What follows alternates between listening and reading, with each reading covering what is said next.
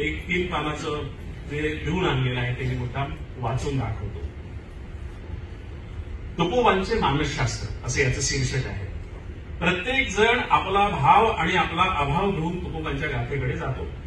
तुकोबांची गाथा प्रत्येकाला तृप्त करते. तिने आतापर्यंत तरी कोणाचाही अपेक्षाभंग केलेला नाही. अलीकडच्या काळात तर गाथेला स्पर्श करण्याची जणू अहमहिमताच सुरू झालेली आहे. जणू गाथेच्या परिसाला स्पर्श केल्याशिवाय आपले सोने झळाळणारच नाही असे सर्वांना वाटू लागलेले आहे. गाथेने आता एका परिसाचे रूप धारण केलेले आहे. स्वातंत्र्यपूर्व काळात ही जागा ज्ञानेश्वरीची होती. स्वातंत्र्योत्तर काळात हे केंद्र सरकत सरकत गाथेकडे आलेले आहे. गाथा ज्ञानेश्वरी स्वतः काहीच करत नसतात. त्या आपापल्या ठिकाणी अढळ असतात. समाजाला स्वतःला उजवून घेण्यासाठी जेव्हा ज्याची गरज असते तेव्हा समाज त्याला पुढे आणत असतो. सध्या लोकांना गाथेची गरज वाटू लागलेली आहे असे दिसते. कुणी आपल्या आध्यात्मिक जाणीवा घेऊन तुकोबाकडे जातो आणि त्यांच्यावर आध्यात्मिक स्वरूपाचे ग्रंथ लिहितो.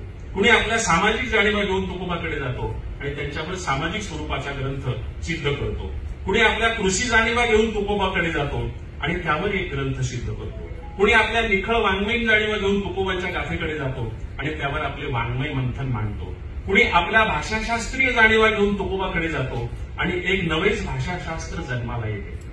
कुणी वाङ्मयीन सिद्धांत घेऊन तुकोबाकडे जातो आणि एका नव्या सिद्धांताचा शोध त्याला लागतो.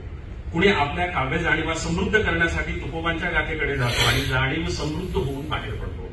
कुणी आपल्या ऐतिहासिक जाणीवा घेऊन तुकोबाकडे जातो आणि एक नवाच इतिहास घडतो. कुणी कॅमेऱ्याचे डोळे घेऊन तुकोबाकडे जातो आणि एक अजरामर चित्रपट जन्माला येतो. कुणी आपली कथनशैली घेऊन तुकोबाकडे जातो आणि नवी आनंद ओढी जन्माला घालतो.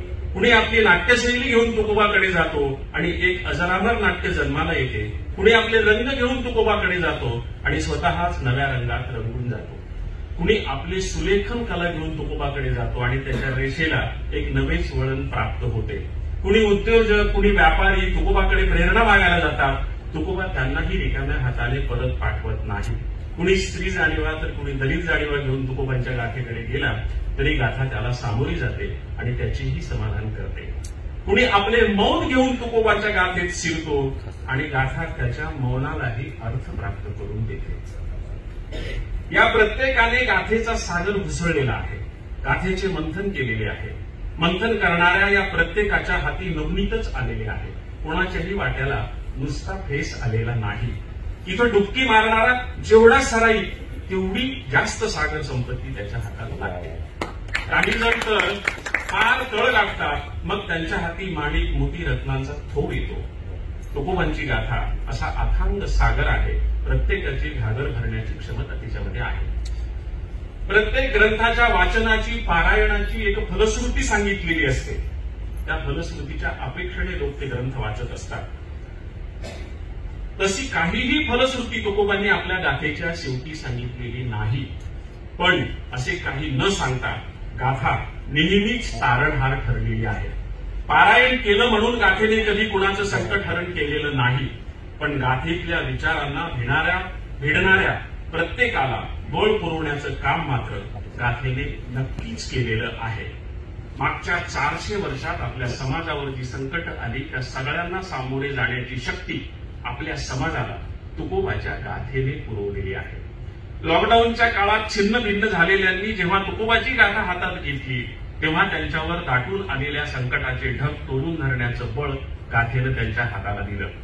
कुठल्याही संकटात असलेल्या माणसाला गाथेकडे गेल्यावर ती संकटाला सामोरे जाण्याचे बळ देते.